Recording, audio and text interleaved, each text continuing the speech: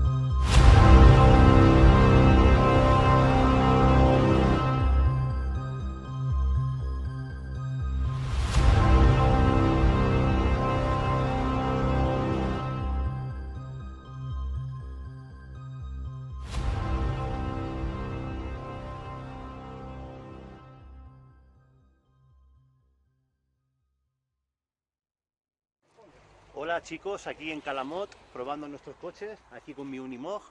Y nada, la primera vez que vengo y esto es el circuito del Crawler. Muy bien, aquí somos unos 25 y vamos a pasar una mañana muy guay. A ver.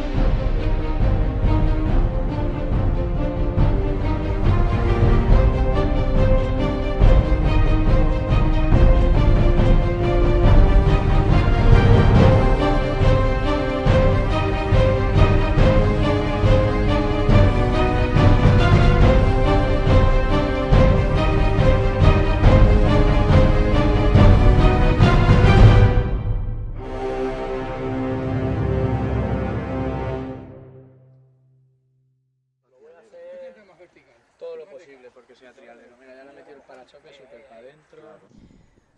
Bueno, chicos, ya habéis visto qué preciosidad del paraje. Hay muchos compañeros que vienen en esta zona de otros clubs y la verdad es que es muy bonito. Intentaremos venir en otra ocasión.